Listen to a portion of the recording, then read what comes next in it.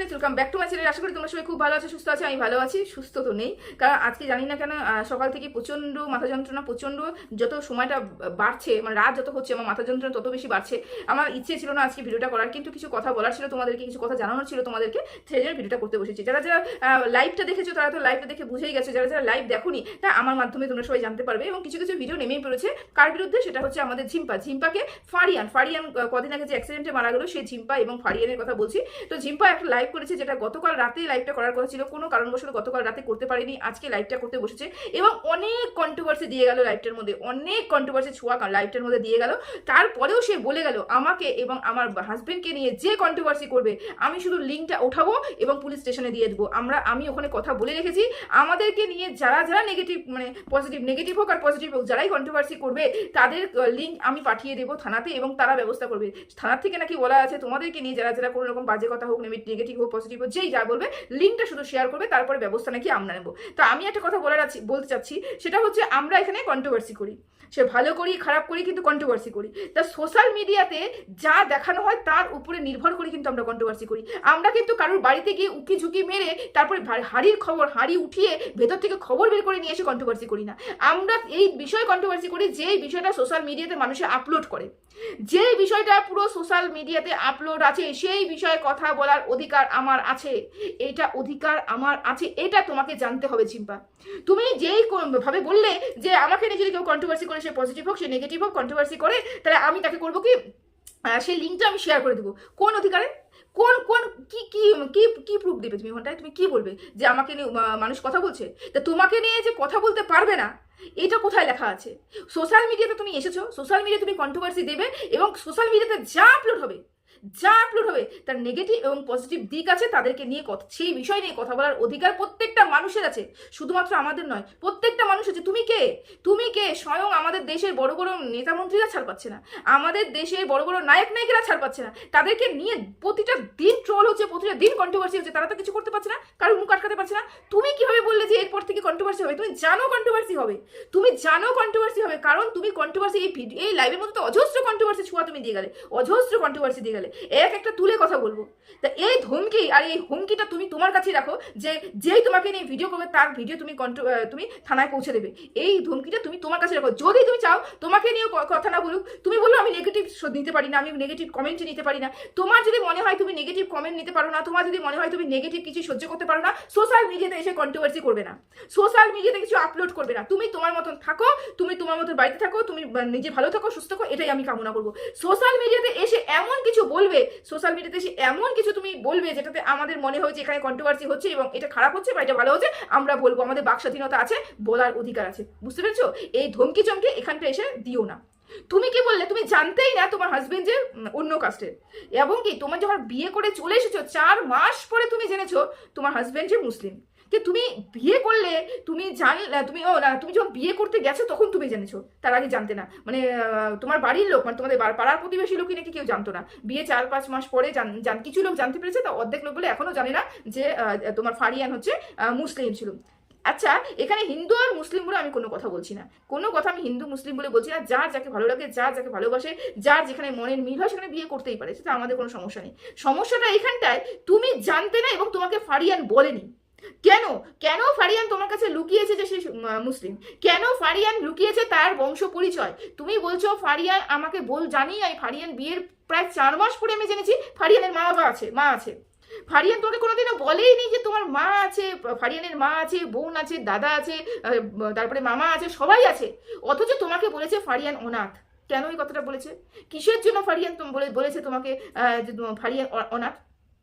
এমন কি আছে ফারিয়ানের ফ্যামিলিতে যেখানে ফারিয়ান সেটা প্রকাশ করতে চাচ্ছিল না? কি আছে?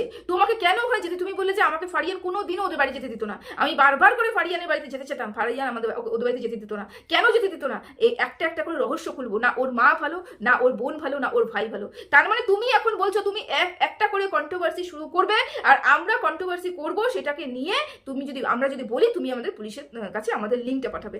এই ভুল ধারণাটা পোষাটা তুমি বন্ধ করো। বুঝতে পেরেছো? মুখ কোনোদিনও আটকাতে পারবে না। সোশ্যাল মিডিয়াতে যেটা ছড়াবে সেটা নিয়ে বলার অধিকার প্রত্যেকটা মানুষ আছে, কেউ কারোর বাকরুদ্ধ করতে পারে না, কেউ কারোর বাকরুদ্ধ করতে পারে না। তো ফারিয়ান চাইতো না তুমি ওর বাড়িতে যাও, অথচ ফারিয়ান তোমাদের বাড়িতে এসে তোমার মা বাবা ডেকেছে, যেখানে ওর মা বাবা অলরেডি আছে। তার মানে নিশ্চয়ই পেছনে কোনো রহস্য আছে, নিশ্চয়ই এমন কোনো ঘটনা আছে যেটা ফারিয়ান চাইতো না প্রকাশ হোক, যেটা তুমি জানো। তুমি এখনো বললে আমি জানি, এখন কেন তুমি এসে হঠাৎ করে লাইভে এসে তুমি কন্ট্রোভার্সি করতে বসলে? কারণ ফারিয়ান মারা গেছে গত 1 মাস, এবং গত 1 মাস ধরে ফারিয়ানের বোন তোমাকে ব্লেম করছে।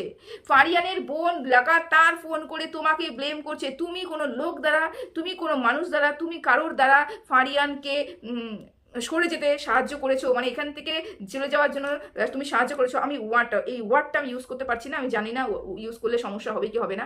তার মানে ফারিয়ানের বোন লাগাতার 1 মাস ধরে তোমাকে নির্যাতন করছে। তুমি পরিষ্কার করে বললে আমার উপরে মানসিক নির্যাতন হচ্ছে, আমি আর নিতে পারছি না। কারণ ফারিয়ানের বোনের দাবি যে আমি ফারিয়ানকে সরিয়ে দিয়েছি, এরা বলেছে। তো তুমি এখন বলতে বসেছো যে ফারিয়ানের বোন এটা আমাকে বলছে, তাহলে ফারিয়ান এই কারণেই হয়তো ফারিয়ান আমাকে বলতো যে তুমি আমার বাড়ি থেকে থাকতে পারবে না, তুমি আমার বাড়িতে যেও না। এরপরে তুমি এই কথাটাও বলছো ফারিয়ানের বাবার মার অনেক কেচ্ছা আছে, ফারিয়ানের বোনের অনেক কেচ্ছা আছে, এই কথাটাও বলছো। ফারিয়ানকে ওই মার শেষ দেখতে পাইনি, এটার জন্য তোমাকে ব্লেম করছে। তুমি বলছো আমি কিভাবে পাঠাবো, আমার কাছে তো টাকাই নেই, এত দূর একটা লাশ পাঠাতে গেলে পরে অনেক টাকা দরকার, আমার কাছে তো টাকা নেই। তুমি বলছো ফারিয়ান 9 মাস কেন 4 বছর ধরে যেই কাজ করেছে একটা টাকাও তোমাকে দেয়নি, সব টাকা উড়িয়ে দিচ্ছিল, সব টাকা উড়িয়ে দিয়েছে, এবং এর জন্য দিনের পর দিন তোমাদের মধ্যে গন্ডগোল লেগেছে। তুমি এই কথাটাও বললে। তার মানে তুমি সমস্ত কিছু আমাদেরকে গুছিয়ে দিলে, সমস্ত পয়েন্ট আমাদেরকে গুছিয়ে দিলে, এবং পয়েন্ট টু পয়েন্ট সমালোচনা করার জন্য আমাদের পয়েন্ট হাতে তুলে দিলে। আবার এই কথাটাও বললে আমাকে নিয়ে কেউ বলবে না আমি নেগেটিভ নিতে পারি না। নেগেটিভ যখন নিতেই পারো না, কেন বাড়ির কেচ্ছে বাইরে বের করছো? আমি আমার ভিউয়ার্সদের বলে রাখি যে তোমরা আরও একটা কন্ট্রোভার্সির জন্য তৈরি হও। এখন ওই আমাদের হচ্ছে ফারিয়ানের বোন, ও নাকি অন্য কারোর কমেন্ট বক্সে গিয়ে এই ঝিম্পার নামে নিন্দে করছে, ঝিম্পাকে দোষারোপ করছে, ঝিম্পা নাকি সব কিছু করেছে, এদের দুজনের মধ্যে নাকি কোনো মিল ছিল না, এরা বলার চেষ্টা করছে। এবং ফারিয়ানের বোনও একটা ভিডিও আপলোড করছে এবং ঝিম্পাকে দোষারোপ করছে। ঝিম্পা এদিকে ফারিয়ানের বোনকে বলছে তোমাদের ফ্যামিলি ভালো না, তোমার ছেলেই তোমার বাড়িতে যেতে চাইতো না, তোমার ছেলেই তোমাদের ভাই তোমার মাকে বলছে তোমার ছেলে তোমার বাড়িতে যেতে চাইতো না। কেন এগুলো কেন হতো? তার মানে আমি আজকে এগুলো নিয়ে আলোচনা করতে আসিনি, কি কি বলে গেছে আজকে ঝিম্পা তার লাইভে, আমি ঠিক সেই কথাটা বলতে এসেছি। এবং এরপরে তুমি যেগুলো পয়েন্ট আমাদের তুলে ধরলে, আমি সেটা নিয়ে আজকে আলোচনা করতে আসিনি। সেটা নিয়ে আলোচনা করতে গেলে বিস্তার আলোচনা হবে, আর আমার মাথার আজকে প্রচুর যন্ত্রণা, আমি সেটা নিয়ে আলোচনা করবো না। আমি আলোচনাটা এটা নিয়ে করতে এসেছি, তুমি কন্ট্রোভার্সি ক্রিয়েটারদের ধমকি দিচ্ছ যে আমাকে নিয়ে কেউ ভিডিও করতে পারবে না, আমাকে নিয়ে ভিডিও করবে আমি তার লিঙ্ক নাকি থানাতে দিয়ে দেবো, এই কথাটা তুমি বলেছো। এটা তোমার ভুল ধারণা, তোমার এই চিন্তা ভাবনাটা তোমাকে বের করতে হবে। যদি তোমার মনে হয় তুমি নেগেটিভ দিতে পারো না, তুমি কোনো কন্ট্রোভার্সি ছোঁয়া এখানটা দেবেই না, কোনো কন্ট্রোভার্সি করবে না, তুমি তোমার মতো রিলস করবে না, কি করবে করতে থাকো ওখানটায়। কোনো পারিবারিক কেচ্ছা এখানে বিক্রি করবে না। আমি বুঝতেই পারছি এখানে পারিবারিক কেচ্ছা অলরেডি চলে আসা শুরু হয়েছে, তুমি একের পরেই দোষারোপ করছো, এবং সেও দোষারোপ করছে। তার চ্যানেলের নাম আমি জানি না, সেজন্য দেখতে পাচ্ছি না। তো সেও একটা চ্যানেলে খুলে তোমাকে নাকি দোষারোপ করছে, তোমার মানে লাগাতার তোমাদের নাকি খুব এখন গন্ডগোল একটা বেঁধে গেছে, অলরেডি বেঁধে গেছে। তো এটা নিয়ে আমার বলার আজকে মানে কথা ছিল যে ফ্যামিলি কেচ্ছা বিক্রি করতে আবার তৈরি হয়ে গেছে এই একটা ফ্যামিলি, যে যার সদ্য তার স্বামী গত হয়েছেন, তৈরি হয়ে গেছে। যাই হোক, আমরা এরপর থেকে যা দেখবো তার উপরে ভিত্তি করে ভিডিও করব, যা দেখবো তার উপরে ভিত্তি করে, এবং তার উপরে আমি কিছু অ্যানালাইসিস করব, তার উপরে আমার বক্তব্য থাকবে। কোনো ভেতরের খবর, কোনো ফটো, কোনো রেকর্ডিং নিয়ে নিশ্চয়ই আমি কোনোদিনও ভিডিও করিনি, আর করবো না। আর এটা যদি আমি করে রাখি, আমার যদি মনে হয় যে আমি শুধু ভিডিও করবো, কারোর ক্ষমতা নেই আমাকে আমার চ্যানেলের নাম বা আমার চ্যানেলের লিঙ্ক অন্য কোথাও দিয়ে তারপরে আমার নামে কেস করবে। কন্ট্রোভার্সি করতে বসেছি এখানটা, বুঝতে পেরেছো? কোনো অন্যায় বা কোনো কি বলবো ক্রাইম করতে বসিনি এখানটায়, যে কেউ আসবে এবং বাজিয়ে দিয়ে চলে যাবে। এই ভুল ধারণাটা যারা পোষণ করো তাদের বলছি এই ভুল ধারণাটা বন্ধ করো। যাই হোক, আমার আজকে প্রচণ্ড মাথা যন্ত্রণা, আমি আজকে ভিডিও করতেই পারছি না। তো তোমরা তৈরি থাকো, নতুন একটা কন্ট্রোভার্সি শুরু হতে চলেছে। ভালো।